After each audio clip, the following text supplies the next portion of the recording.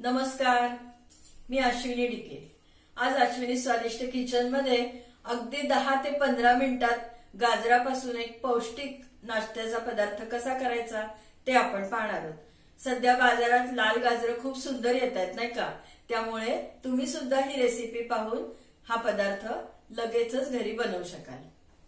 तुम्हाला जर हा पदार्थ माझा आवडला तर लाईक करायला विसरू नका हा, कारण तुमच्या एका लाईकने मला खूप उत्साह वाढतो माझा। पटकन साहित्य बघून घ्या, लगेचच कृती करूया। आज आपण गाजरापासून एक पौष्टिक नाश्त्याचा पदार्थ बनवतोय। त्यासाठी मी इथे पाव किलो लाल गाजर घेतलेला, किसून घेतलेला आहे।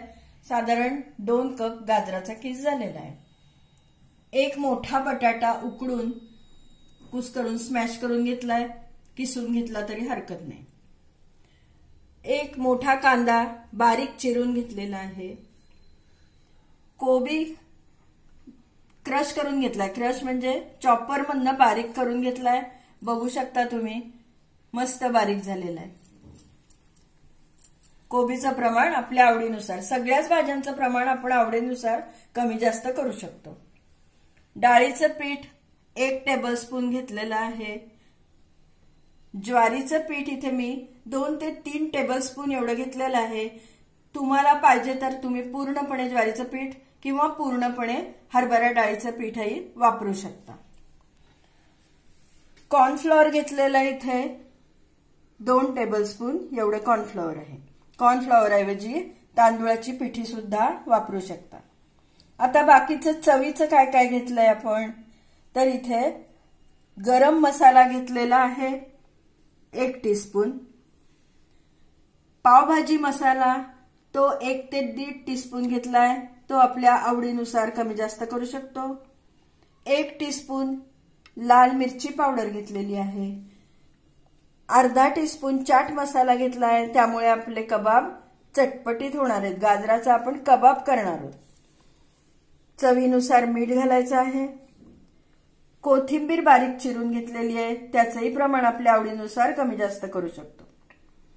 हिरवी मिरची 1 मिरची बारीक क्रश करून घेतलेली आहे।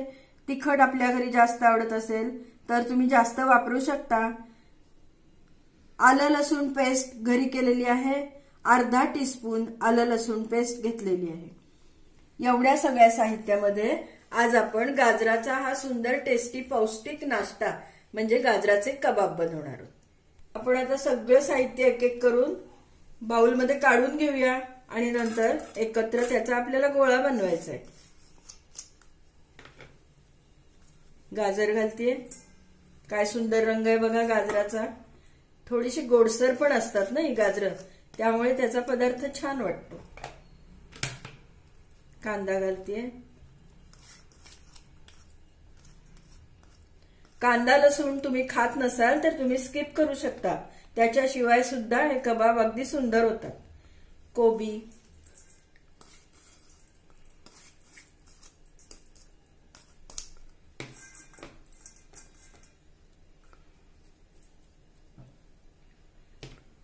बटाटा घालूया। हे सगळं एकदा हाताने मिक्स करते आणि नंतर आपण त्याच्यावरती सगळे मसाले आणि ते उरलेली पीठ घालूया।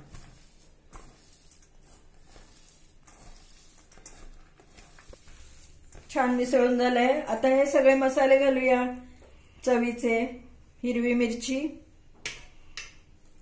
आलं लसूण पेस्ट, गरम मसाला,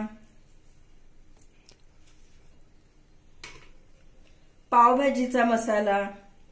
पावभाजीच्या मसाल्यामुळे ह्याला एक वेगळी छान चव येते। लाल तिखट, चाट मसाला, मीठ। हे सगळं पुन्हा मिक्स करून घेऊया, म्हणजे छान सगळ्याला चव एकसारखी लागेल सगळ्या मसाल्याची। सगळीकडे तिखट मीठ मसाला छान सगळीकडे चोळून घेतलाय, त्यामुळे त्याला ओलसरपणा येणार आहे। भाज्यांमध्ये जे मॉइश्चर असतं ते तिखट मिठामुळे चांगलं रिलीज होतं। आता हे डाळीचं पीठ, ज्वारीचं पीठ यामुळे बाइंडिंग छान होणार आहे आपल्या कबाबला. आणि कॉर्नफ्लॉवर,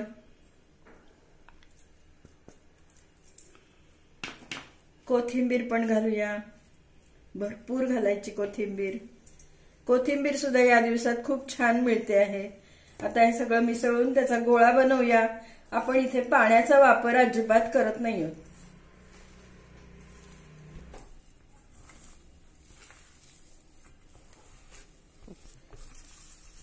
मस्त आपला गोल डव तयार झालेला आहे. आपला डव किती सुंदर झालाय बघा. पाणी अजिबात लावलेलं नाही आपण. आता एक 5 मिनिटं आपण हे झाकून ठेवूया, म्हणजे मग सगळ्या मसाल्यांची चव सगळीकडे अगदी छान लागेल. आपण गोळा 5 मिनिटं झाकून ठेवूया आणि तोपर्यंत तेल गरम करायला ठेवूया. आपण 5 मिनिटं गोळा झाकून ठेवला होता. आता त्याचे आपण कबाब बनवून घेऊया. आपल्याला शॅलो फ्राय करायचंय.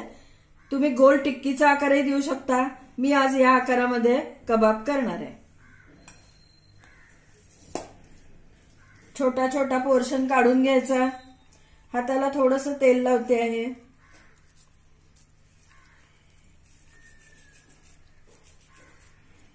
लांबट आकार द्यायचा त्याला. दोन्ही बाजूनी त्याला चपट करायचं आणि नंतर हातावर पण सगळ्या बाजूनी त्याला चपटा आकार द्यायचा. चपटा आकार अशासाठी द्यायचा की आपल्याला शॅलो फ्राय व्यवस्थित करता येईल. त्यामुळे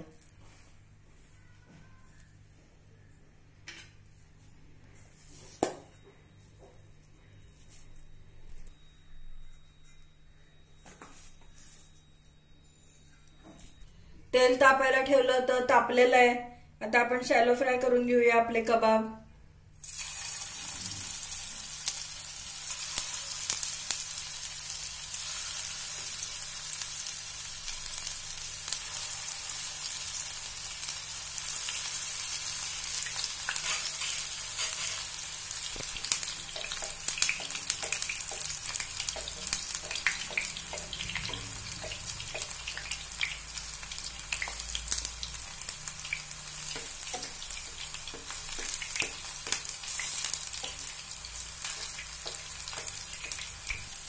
खालच्या बाजूनी छान तांबूस रंग आलेला आहे.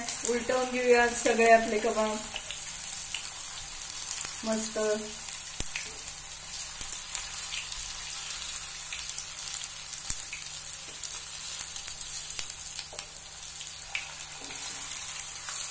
वाव.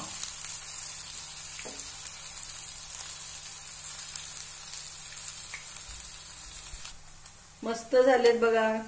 कलर काय सुंदर आलाय. वासही मस्त सुटलाय.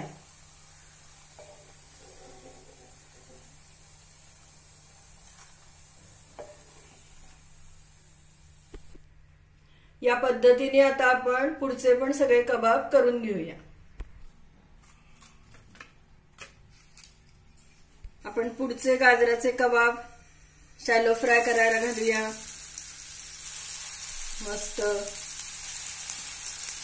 भाज्या चिरून आपण त्याच्यामध्ये जेव्हा तिखट मीठ मसाला घालतो की नाही, त्यावेळेस थोड्या वेळातच त्या भाज्या सैल पडायला लागतात. पाणी सुटायला लागतं त्याला.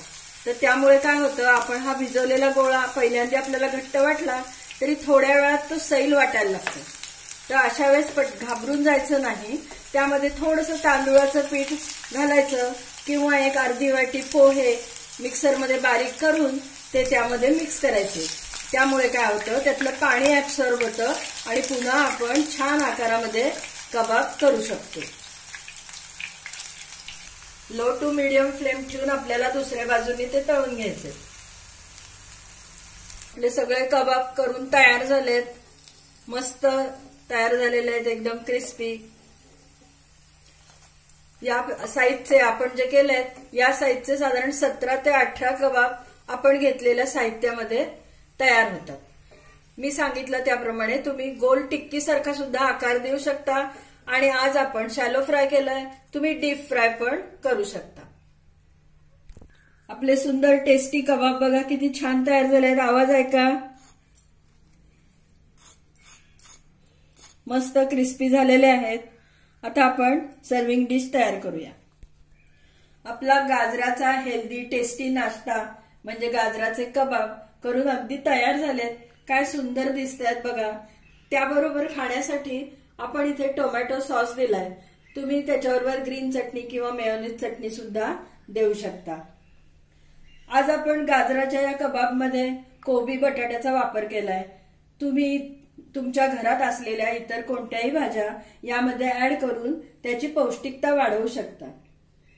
मी तुम्हाला सांगितलेली टिप मात्र अगदी लक्षात ठेवा की जर का पिठाचा गोळा आपला कबाबचा गोळा सैल पडला तर अजिबात घाबरून जायचं नाही। तांदूळ पिठी किंवा तांदूळ पिठी नसेल तर अगदी पोहे सुद्धा आपल्या घरात नेहमी असतात, ते पोहे मिक्सरमध्ये बारीक करायचे आणि त्यामध्ये मिक्स करायचे, बरोबर छान परत तो गोळा तयार होतो।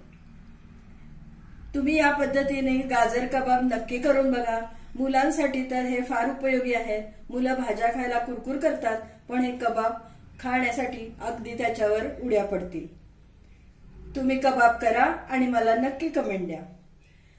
पुन्हा आपण नवीन अशाच टेस्टी रेसिपीसह लवकरच भेटूया। तुम्हाला जर माझा आजचा हा गाजर कबाबचा व्हिडिओ आवडला असला, ही रेसिपी आवडली असली तर लाईक करा, शेअर करा, माझ्या चॅनलला नक्की सबस्क्राईब करा। सबस्क्राईब करताना शेजारचा बेल आयकॉन पण आठवणीने प्रेस करा, म्हणजे काय होईल, वेळोवेळी पाठवलेली नोटिफिकेशन्स अगदी लगेचच तुमच्यापर्यंत पोहोचतील। पुन्हा आपण अशीच स्वादिष्ट रेसिपी घेऊन लवकरच भेटूया। तोपर्यंत धन्यवाद।